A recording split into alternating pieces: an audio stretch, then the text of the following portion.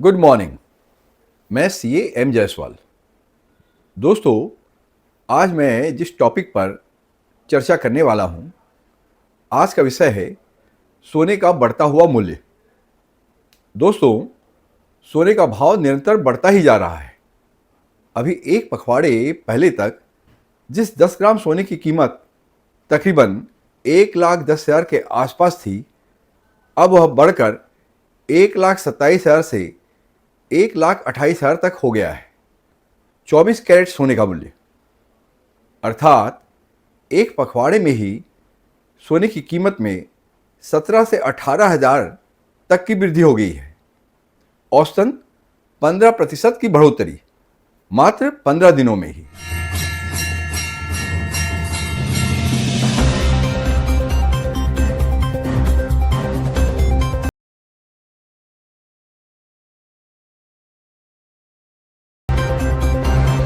साल भर पहले तक जिस सोने की कीमत तकरीबन 75 से 80,000 के बीच थी, वह बढ़कर तकरीबन 1,27,28,000 तक हो गया है, अर्थात 65 से 70% की वृद्धि। आज हम इस वीडियो में जानने का प्रयास करते हैं कि आखिरकार सोने के भाव में इस असाधारण वृद्धि का क्या कारण है और आगे यह बढ़ेगा या घटेगा। आइए हम सिलसिलेवार इस पर विचार करते हैं, इसका विश्लेषण करते हैं। तो सबसे पहले हम देखते हैं कि सोने के भाव में हो रहे वृद्धि का क्या कारण है। आखिरकार कौन कौन से कारणों से सोने के दाम में वृद्धि हो रही है, सोने के दाम में आग क्यों लगा है। मैं यहाँ पर शादी विवाह या फिर धनतेरस जैसे मौके पर होने वाले तेजी की चर्चा नहीं करूँगा। यह तो सीजनल होते हुए भी एक नॉर्मल फैक्टर है, एक नॉर्मल सीजनल फ्लक्चुएशन। मैं यहाँ इस वीडियो में इसके मूल कारणों को जानने का प्रयास करेंगे। वैश्विक पटल पर अर्थात इंटरनेशनल लेवल पर होने वाली किन गतिविधियों के चलते सोने के मूल्य में यह अभूतपूर्व इजाफा हुआ है, हम यह जानने का प्रयास करेंगे।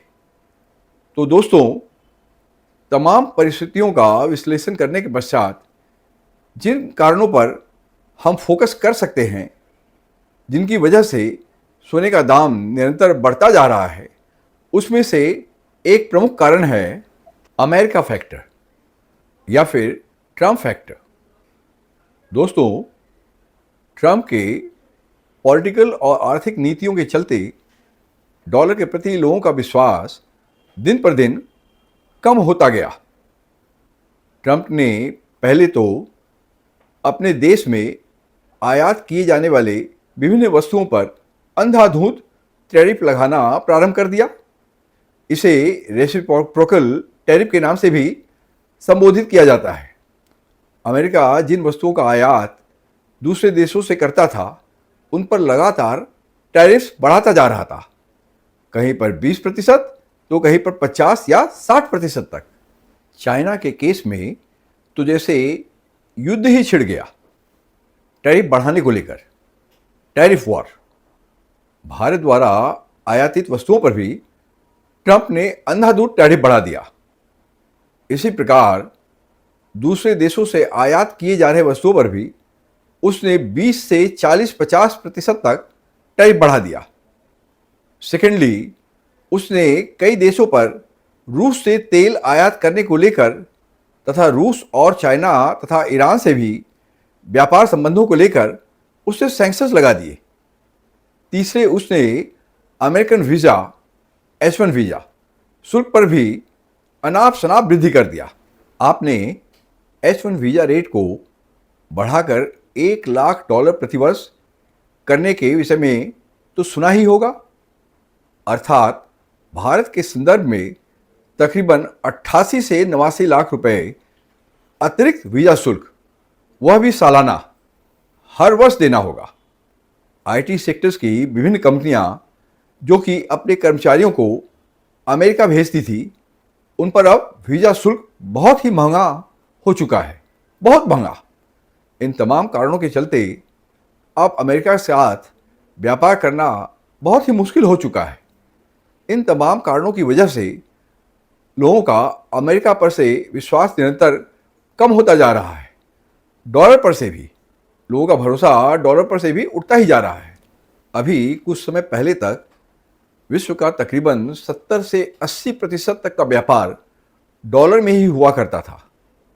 अब यह व्यापार घटकर तकरीबन 55 से 60% तक ही रह गया है डॉलर में होने वाला व्यापार। अब लोग डॉलर के बजाय अन्य स्रोतों की तरफ मुखातिब होने लगे हैं। यह तो सर्वविदित है कि जब लोगों का डॉलर पर से विश्वास घटता है तो सोने के प्रति उनका आकर्षण बढ़ जाता है। फिर तब सोने में निवेश शुरू हो जाता है। जब डॉलर पर से विश्वास कम हुआ तो विश्व के कई देश परस्पर सोने के आधार पर ही आपसी व्यापार और लेन देन करने लगे। इससे सोने की मांग निरंतर बढ़ती गई। हम सब अर्थशास्त्र का यह सिद्धांत तो भली भांति जानते हैं। इस सिद्धांत से भली भांति परिचित ही हैं कि जब किसी वस्तु की मांग बढ़ती है और उसकी आपूर्ति उसी अनुपात में नहीं बढ़ पाती तब उसकी कीमत भी बढ़ जाती है। अर्थशास्त्र में इसे हम theory of demand and supply या फिर inverse relationship between demand and supply भी कहते हैं, या फिर direct relationship between demand and price. हम अब अर्थशास्त्र के विषय पर और गूढ़ चर्चा नहीं करते हुए सीधे सीधे मुद्दे पर आते हैं। सरल शब्दों में आप समझ गए होंगे कि चूंकि विश्व में डॉलर का डिमांड घट गया, डॉलर कमजोर हुआ, इसलिए सोने की मांग में इजाफा हो गया और सोने की कीमत में भी। अब हम आते हैं जरा चाइना फैक्टर पर। हम सभी जानते हैं कि टैरिफ वॉर के चलते चाइना और अमेरिका के मध्य व्यापारिक जंग छिड़ चुका था। वह अभी भी कायम है। ऊपर से जो एक समझौते, सुलह या शांति के रूप में देखा जा रहा है, भीतर ही भीतर वह एक ज्वालामुखी के तर्ज पर कुलबुला रहा है, उबलने को तैयार है। इसके परिणाम स्वरूप क्या हो रहा है? चाइना लगातार सोना खरीदे जा रहा है ताकि वह अमेरिका को टक्कर दे सके, उस पर दबाव बना सके, ताकि डॉलर पर उसकी निर्भरता कम हो सके। अन्य देश भी कमोबेश ऐसा ही कुछ करने में लगे हैं। ऐसे में सोने के सप्लाई चेन पर निरंतर दबाव बढ़ने के कारण सोने के दाम में बेतहाशा वृद्धि हो गई। तीसरा कारण है अ की फैक्टर, वैश्विक अनिश्चितता, वर्ल्ड टर्मोइल, इंटरनेशनल टर्मोइल। रूस और यूक्रेन के मध्य युद्ध को तकरीबन 3.5 साल हो चले हैं। इजराइल भी लगातार गाजा पर हमला कर रहा है और इजराइल तथा हमास के बीच युद्ध अभी भी जारी है। ईरान के साथ भी स्थिति कमोबेश तनावपूर्ण ही है। ट्रंप के शांति प्रयासों के बावजूद अभी भी यह तनाव कायम ही है, कम नहीं हुआ।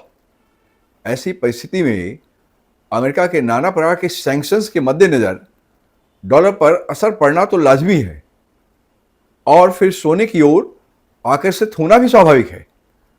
अब आइए देखते हैं कि आने वाले समय में सोने की कीमत में बढ़ोतरी होगी या गिरावट। दोस्तों, दिस इज अ वेरी की डिस्कशन। यह तो पता है कि पिछले कुछ माह में सोने के भाव में अभूतपूर्व वृद्धि देखने को मिला है। इतना अधिक कि यह आकाश कुसुम हो चुका है, आम लोगों के पहुंच के बाहर। सोने के भाव में अनाप शनाप वृद्धि को देखते हुए एक प्राइस करेक्शन की संभावना तो बनती ही है। कुछ हलकों में तो 40% तक की गिरावट की आशंका व्यक्त की जा रही है। परंतु यह प्राइस करेक्शन कब होगा, कितना होगा, होगा कि भी नहीं होगा? चलिए आइए जानने का प्रयास करते हैं। This must be the matter of interest for all the viewers. चलिए आइए इसका विश्लेषण करते हैं।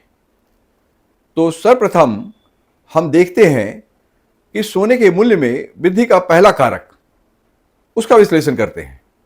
The first factor responsible for the steep rise is the Trump factor और द ट्रम्प पॉलिसी। दोस्तों, लोग बाग ट्रम्प के द्वारा उठाए गए कदमों को मात्र उसके सनक के रूप में ही देख रहे हैं। इस ट्रम्प फैक्टर को महज उसके एक सनक के रूप में देखना कितना जायज़ होगा, इसका फैसला आप निजी तौर पर करने के लिए स्वतंत्र हैं, परंतु मैं ज़रा इसकी एक गंभीर समीक्षा करना चाहूँगा। तो आइए ज़रा आपका ध्यान आकर्षण रिपब्लिकन पार्टी के इलेक्शन कैंपेन की तरफ करते हैं। रिपब्लिकन पार्टी के इलेक्शन कैंपेन का प्रमुख मुद्दा था to address the problems of unemployment, to redevelop the manufacturing in America, to enhance the indigenous production in America, ताकि अमेरिकन रेसिडेंट्स सिटीजन्स, वहाँ के मूल निवासियों को, मूलतः अमेरिकन्स को रोजगार प्राप्त हो सके। आपको ट्रम्प का मागा वाला स्लोगन तो स्मरण ही होगा। मागा यानी कि make America great again. Election में विजय हेतु उसने एलन मस्क का साथ भी लिया था। हमने दोनों के संबंधों की प्रगाढ़ता तो टीवी पर भी देखी है। कालांतर में इनके बीच जरूर अनबन हो भी गई, यह भी हम जानते हैं। इसकी चर्चा मैं फिर कभी करूंगा। अभी तो मैं मात्र इतना ही कहूंगा कि अगर डोनाल्ड ट्रंप अपने इलेक्शन कैंपेन के प्रति समर्पित रहते हैं, अपने मागा नीति पर कायम रहते हैं, विश्वव्यापी विरोध के बावजूद भी, जिसकी संभावना बहुत ही प्रबल है, तब तो डॉलर के टूटने की संभावना बनी ही रहेगी और इसके साथ सोने के दाम में इजाफा भी होता रहेगा। डॉलर जितना घटेगा, सोने का दाम उतना बढ़ेगा। अगर ट्रंप साहब दबाव में आकर अपनी पॉलिसी में कोई परिवर्तन करते हैं तो हाँ, तब हालात जरूर बदल सकते हैं। Now let us come down to the next factor, the China factor. It's a very vital factor. अगर चीन, जो कि अभी अंधाधुंध रूप से सोना संग्रह कर रहा है, वह अगर किसी कारणवश सोना बेचने पर मजबूर हो जाता है, या फिर विश्व के अन्य देश भी, जिसमें भारतवर्ष भी शामिल है, वे अपना सोना बेचने लग जाते हैं, तब भी सोने का भाव टूट सकता है। परंतु अभी तो निकट भविष्य में इसकी संभावना बहुत ही कम दिखती है। Now the third factor, the BRICS factor. अगर ब्रिक्स देशों के सदस्य अपने प्रयासों के द्वारा एक वैकल्पिक मुद्रा में व्यापार करने लगते हैं, या फिर किसी अन्य वैकल्पिक मुद्रा जैसे कि यूरो या फिर पाउंड आदि का प्रचलन बढ़ जाता है डॉलर के मुकाबले, तब भी डॉलर का भाव गिरेगा ही और साथ ही सोने का भाव भी टूट सकता है। परंतु मेरी नज़र में इसकी संभावना क्षीण ही है। अव्वल तो यूरोपियन यूनियन तथा इंग्लैंड भी, जो कि नाटो के सदस्य हैं, ट्रंप की नाराजगी मोल लेंगे, अमेरिका के विरोध में खड़े हो जाएंगे, एकजुट होकर यूरो और पाउंड को प्रचलित कर पाएंगे। इसकी संभावना बहुत ही कम दिखती है। वैसे भी ब्रिक्स समूह के देशों में चाइना के ही वर्चस्व है। दर्शकों की जानकारी हेतु मैं यहाँ पर जरा ब्रिक्स के सदस्य देशों का नाम भी बतलाता चलूँ। Brazil, Russia, India, China and south Africa. हाँ, तो जैसा कि मैं कह रहा था, ब्रिक्स में तो चाइना का ही वर्चस्व है। ऐसे में क्या इसके अन्य सदस्य चाइना का यह वर्चस्व स्वीकार कर लेंगे? इसकी संभावना तो ना के बराबर ही है। हालांकि चीन इसके लिए बहुत हाथ पैर मार रहा है।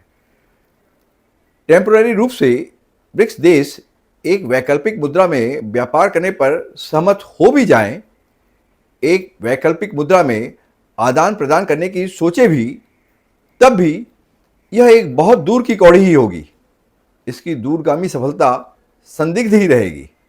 जब कोई भी देश ट्रंप की दादागिरी नहीं स्वीकार कर रहा है, तब भला वे चीन की दादागिरी को कैसे स्वीकार कर लेंगे?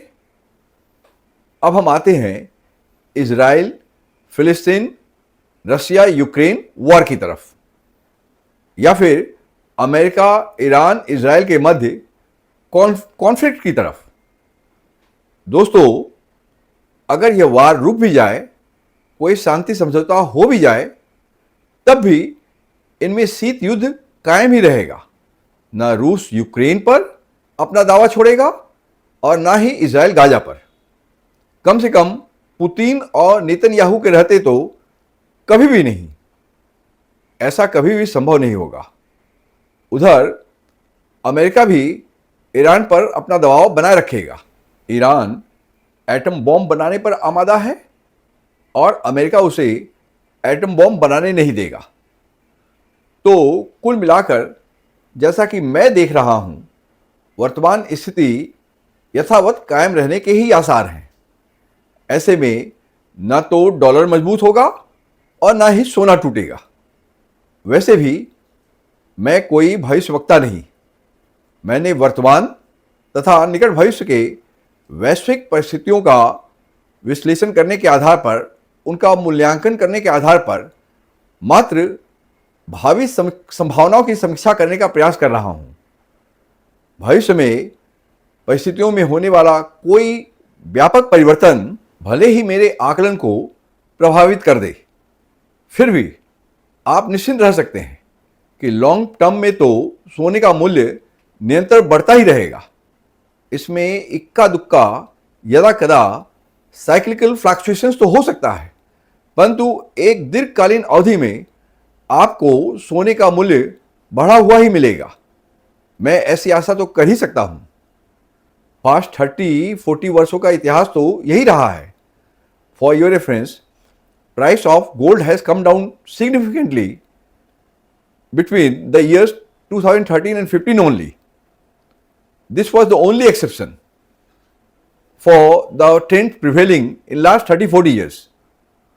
दोस्तों, मैं यहां पर न किसी शॉर्ट टर्म गेन या शॉर्ट टर्म लॉस, नफा नुकसान की भविष्यवाणी कर रहा, न ही इस बात की कोई प्रतिश्रुति दे रहा, और न ही इसके शॉर्ट टर्म ट्रांजैक्शंस या फाटके की सलाह ही दूंगा। सेंसेक्स में, शेयर मार्केट में किए जाने वाले इंट्राडे या इंटरडे या फिर फाटका की तरह ही मैं इस तरह के फाटका ट्रांजैक्शंस, नफा नुकसान का कायल नहीं, न ही मैं आपको इसकी सलाह ही दूंगा। जनहित में आपको मेरा यह वीडियो कैसा लगा, कृपया कमेंट बॉक्स में अपनी राय से जरूर अवगत कराएं। अगर आपको मेरा यह वीडियो पसंद आया हो तो आप इसे लाइक कर दीजिएगा। अगर चैनल को अभी तक सब्सक्राइब नहीं किया है तो इसे सब्सक्राइब भी कर दें, ताकि इस तरह के शिक्षाप्रद वीडियोस आपको निरंतर प्राप्त होते रहें। Good bye.